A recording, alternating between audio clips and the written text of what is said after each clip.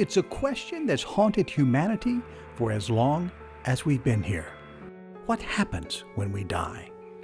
Do the good go to a better place? Do the evil suffer eternally? Are there others who choose not to move on? She absolutely disappeared.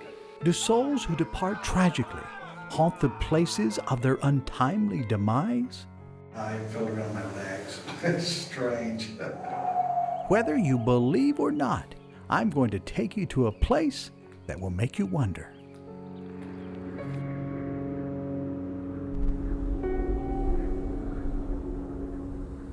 This episode of Life in the Carolinas is brought to you in part by H&H Pest Control, sending your creepy crawlies from this world to the next. Life in the Carolinas is brought to you in HD by Hampton Inn & Suites at Phillips Place.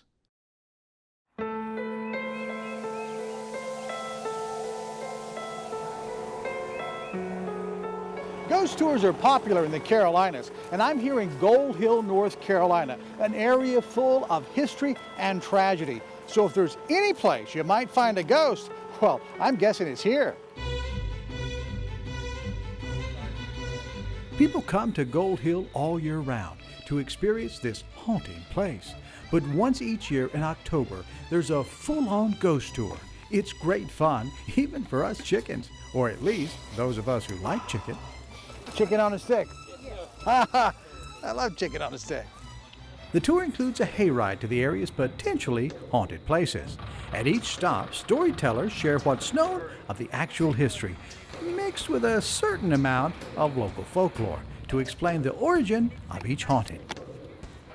I'm Jane, and I'm your storyteller for tonight. Now, 1840 was a very different day than it is today. St. Stephen's Church Road here, 29 taverns and 2 churches. And all those 29 taverns had brothels. Few people know that the first gold ever found in the U.S. was actually found right here in the Carolinas, years before the famous California gold rush. It's a piece of history that some feel isn't being taught enough. I graduated from East Mecklenburg in 1966, and the only thing about gold we studied was the California gold rush. People used to laugh at me when I said my granddaddy had a gold mine.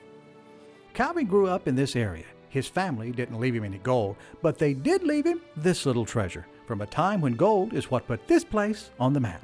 Well, the map was drawn by J.J. Newman in 1884 is dated. My granddad got it at the time the mine bankrupted, I guess. In 1843, the mayor of Charlotte came to visit, and he wrote, he sure wished that one day Charlotte would be as prosperous as Gold Hill. It was a good place to grow up. But you know, back then, you knew everybody's name, and you knew their dog's name. Gary is a lifelong resident of Gold Hill. He's come and gone over the years, but he still calls this home. I've worked from Florida to Kansas City to Ohio, and I thought I wanted to get away from Gold Hill at one time. I was tickled to death to get back here. You couldn't run me out now. Gary is one of the many people working to preserve this community. Another is my good friend Vivian Hopkins. Vivian is a local merchant, Rhodes Scholar, and author of books detailing the histories and mysteries of Gold Hill. I guess I feel fortunate to just be a part of the restoration of this area. I'm not originally from here, and you know, this is my husband's hometown, my children's hometown, and you know, just to be a part of the restoration of everything and just to bring this area back to life, it's great. But Vivian's books made people aware of more than just the mining history here in Gold Hill. You're on the road, you're educated, you get questions about ghosts. I think people are naturally curious, and more people are coming forward and saying, wow, you know, yeah, I experienced something too. We heard things and seen things, and of course I don't expect anybody to believe things like that, you know. I didn't actually believe what I was seeing to start with, you know. People think you're nuts. There's some truly amazing tales here in Gold Hill. My stories about two miners that were working in this particular mine 500 feet down in the ground, an old miner and a younger miner. The old miner was a seasoned miner, and the young miner had a baby and a young wife at home. They became great friends. But this particular day, the young miner lost his life when at the ground level a timber accidentally fell and impaled that young miner and killed him.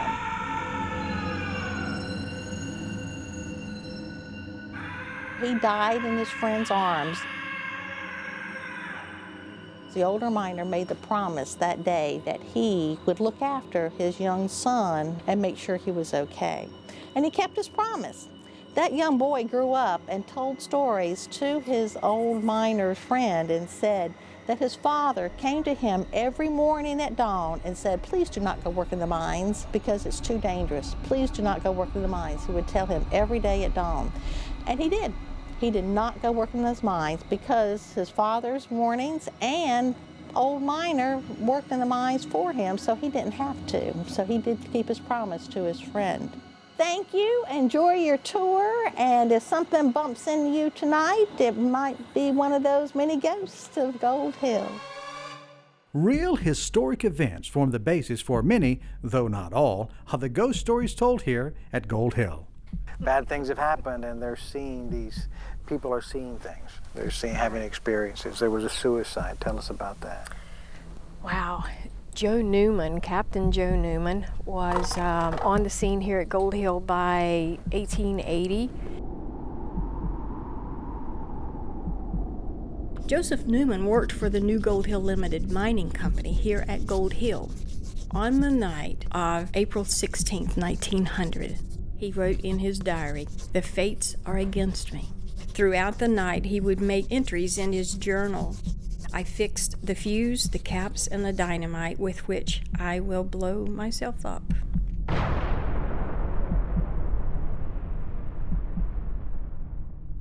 In 1954, a group of kids was walking through the woods, and suddenly the wind started blowing, and coming toward them in that swirling wind were body parts, head, arms, legs, as if torn from a torso. The kids were really frightened and started running, and it's believed that what they saw was probably the body parts of Joseph Newman. Everybody's seen a ghost, and they're lying if they say they hadn't. When we come back, did I have a real-life paranormal encounter? I felt around my legs. It's strange. I don't know. You decide when we return.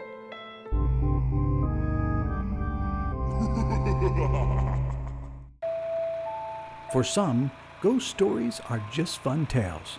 But for many, there's a strong belief in the reality of the paranormal. Tonight in Gold Hill, it seems almost everyone has had some kind of experience.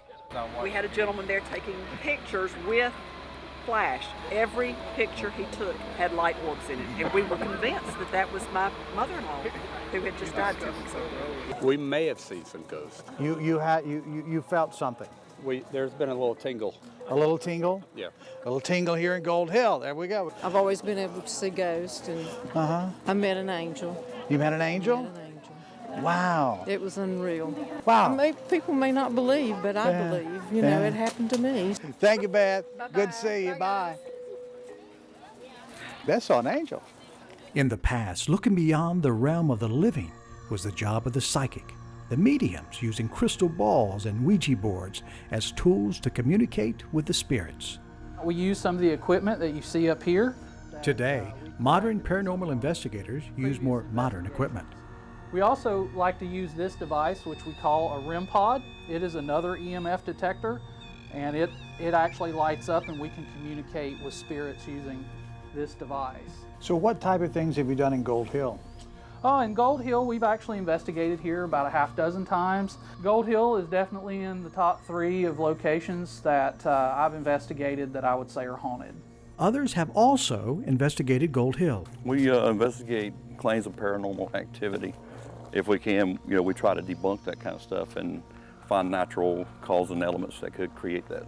How often do you actually prove that there's something there other than just, you know, electrical problems? I would say, believe it or not, probably 90% of the time we actually do find paranormal. 90% of the time? 90%, yeah, it's high. Really?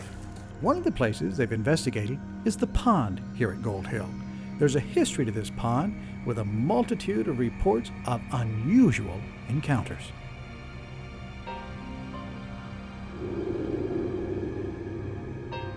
Elizabeth Moyle was a beautiful girl, the daughter of one of the managers of the gold mine. She fell in love with a gentle young miner named Aaron. One day, Aaron mysteriously disappeared, and some think he was murdered by Stan, a big burly miner who wanted Elizabeth all for himself. Just days later, they found Stan's body lying at the bottom of the mine. He had fallen over 800 feet to his death, as if pushed by some unseen force.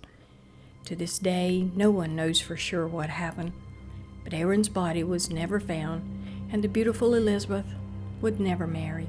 She spent the rest of her days wandering the area where some believe Stan hid Aaron's body, at the pond in Gold Hill. And over 150 years later, Elizabeth may still be looking for her lost lover. I look after picking up all the trash down here on the park. Gary shared with us a strange encounter he had by the pond many years ago. And it was one Saturday, I was pulling down in here to the pond, and there was a young lady coming up the road right here. Very good looking. I'm talking about as some kind of good looking. It was like looking at a black and white picture. I know that sounds crazy. So I stopped, and I didn't want to scare her.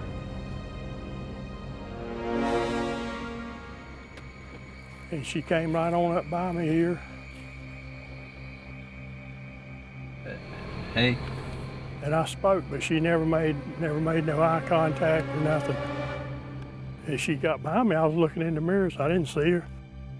And she disappeared from here to 20 feet right there. I mean, just absolutely disappeared.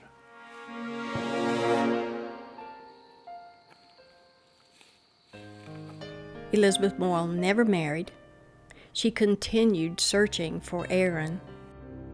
We think maybe she would be the girl at the pond that continues to search for Aaron, her beloved. I used to think people, you know, well, you're crazy, you're weird, but no, when it happens to you, it's different. I know what he means.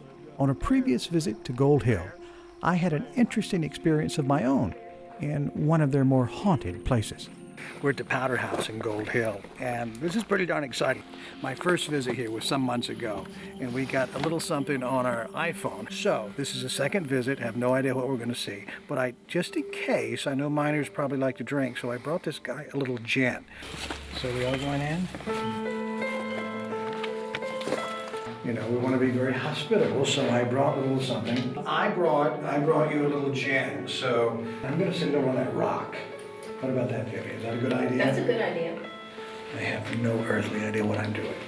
When I communicate with him, a lot of times I can use this LED flashlight. I'm going to loosen the top just a little. And let me try. Just lay it like this? Just lay it just like a cup. Okay. You know, this is where I was last time. When we came in, I was about here, actually. And I felt the most amazing thing on my neck. And that's what we got in that very first video that Jerry took on his iPhone. And it was amazing because as I described what I felt, you could actually see it happening. Wow, I felt around my legs. It's strange. I don't know if you can see it.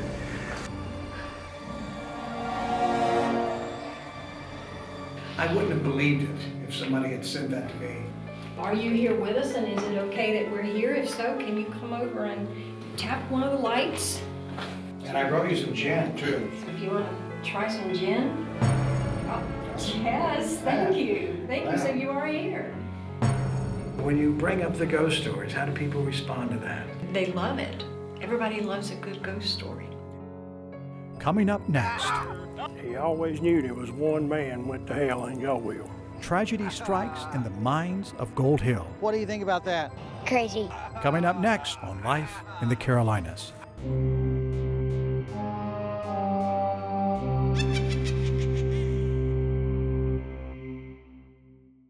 Closed caption brought to you in part by Moosehead Grill, home of Uncle Donnie's national award-winning wings.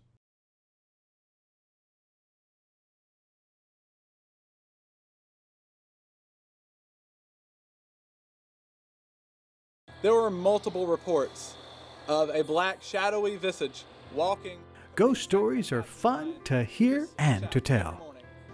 On the hayride, I got to hear some great stories, not just at the stops, but from other riders as well. What have you experienced? I've only had one really encounter, and I think it was with George, and it was in the building up there. Who's George? Walter George Newman was a ruthless con artist. He was a manager of the mines here. George Newman. Okay. He haunts that building. Anything that bad goes on, we blame it on George. He plays havoc with our lights here. I went in and I flipped on the light, and it didn't come on. And I went over to flip on the air conditioner, it didn't come on. And I said, George, I've got people coming, you're gonna have to help me.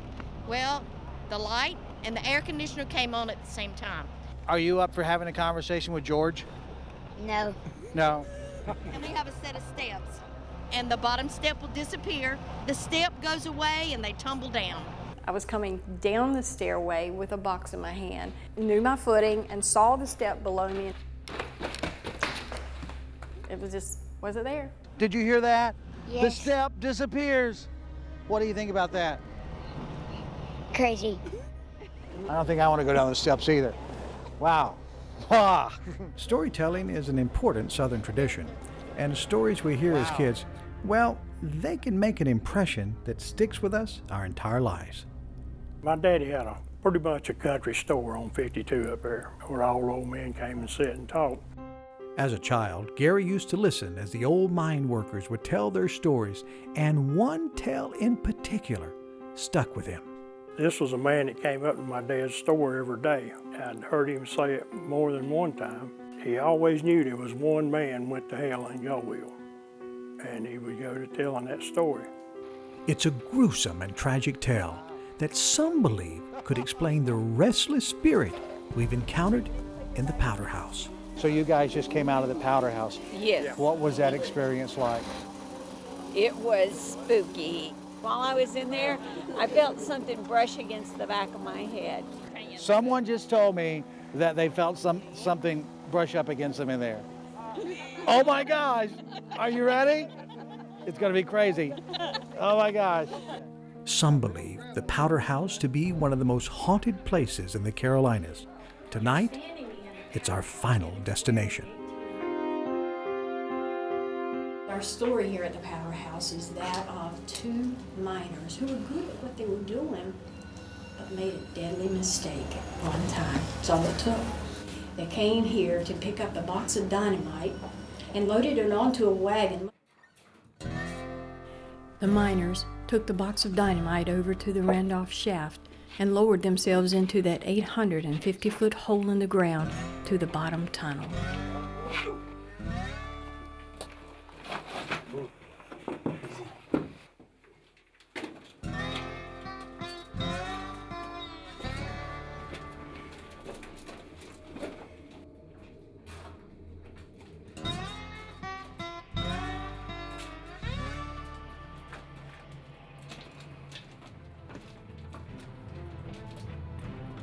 They carefully set the box down in a secure corner. One of the miners took his pick to open the box of dynamite, raised it over his head, and with a mighty blow, struck the box. And it blew the pick back through his chest. The flash fire from the explosion burned away the man's skin. Literally blowed the meat off his face. The pick was forced from his hands and thrown back and impaled him in the chest. So they hauled him up there in a horse and wagon and laid him on that front porch of that thing. Of course, there wasn't anything they could do for him. And he said the blood actually run off the porch and ran around the drill.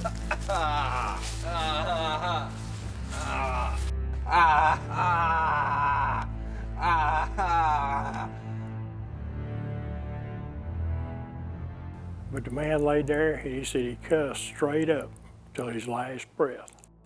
Yeah, that sticks in your mind there. He can turn the light off and on. When the story is finished, Vivian calls the ghost, and more than one person felt they had actually experienced a true paranormal encounter. What happened in there? The flashlight came on. Really? Yeah. She was asking the spirit to say hello, to greet us. Yeah. And the flashlight turned on. Wow. Yeah. What was this experience you just had in the powder house? Well, the flashlight, she cut it off, and he cut it back on a little bit at a time till it was all the way on. Then I took this picture on the way out. That's the outside of the powder house. Okay. And that, I presume, is a orb. Wow, that's a big one. Yeah. That's huge. It looks like a moon. It's different than the rest of them. Yeah. Wow. That's a pretty good story, wasn't it? That was a great story. What do we leave behind when we die? Can there be anything of true permanence? Tragedy and history become legends, passed from one generation to the next. Even tombstones fade with time, but one thing's for certain, a good story can last forever. I love chicken on a stick.